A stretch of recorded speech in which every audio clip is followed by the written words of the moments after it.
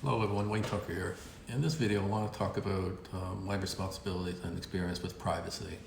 So I've worked in public health, acute care, and primary care, and I've had some responsibilities in those positions that I've been working in those sectors with investigating privacy and dealing with privacy issues.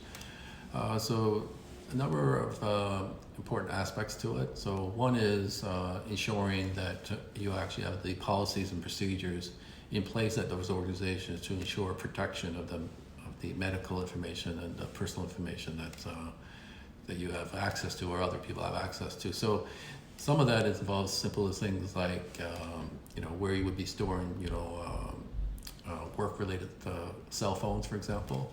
Another one could be ensuring that nobody can see the information you're accessing. So for example, if you're accessing an EMR, you would want the patient to be able to see that information in case there was other information for another patient on the screen or nearby desk.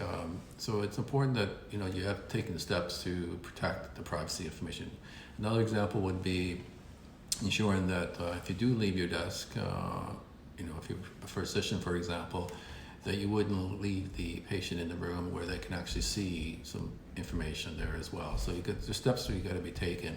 The layout of a clinic, for example, or whether it's acute care, primary care, public health, you need to be making sure that people don't have access to to take some of that medical information, for example, that belongs to other patients, other clients. So a number of things that you can do proactively to protect the privacy of the medical information that you have responsibilities for, being a custodian for.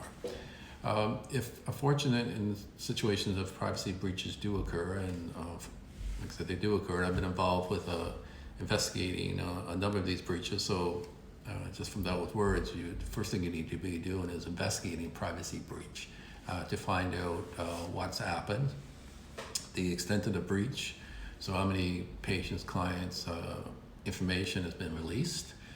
So you need to get a lot of those details in your initial investigation.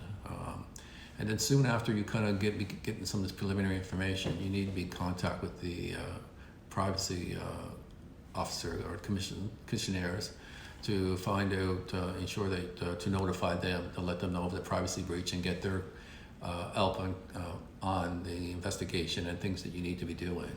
So there's various components to it. And I've worked with some provinces where they've actually had a tool to help people in the investigation to go through. So you would work through that tool to ensure that you're covering all the different aspects that you need to be doing in the investigation.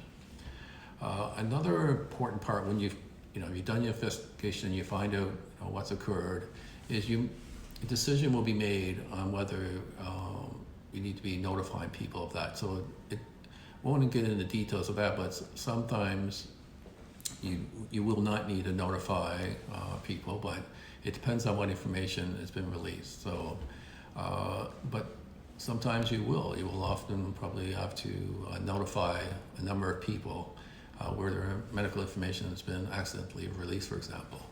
So you'll be phoning those individuals and explaining to them what happened and give them the details of what you found in your investigation, and to assure them as well as the steps you're taking into preventing from that happening again. I think that's a very important part of it, and it's an important part of the process of investigating privacy breach is that you take steps to ensure that that doesn't happen again.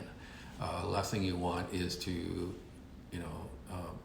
have a privacy breach occur, but then you're not learning from that experience and ensuring that you've taken steps to prevent it from happening in the future. So that's an important part of it, that you do that. Sometimes, as well as investigating, is that you'll actually follow up with, in terms of the notification process, that you follow up with a letter as well. So overall, there's many parts to it, and it's important that these breaches are taken very seriously, because they are very serious, and you need to make sure that, like I said earlier, that you take steps to prevent it from happening in the future.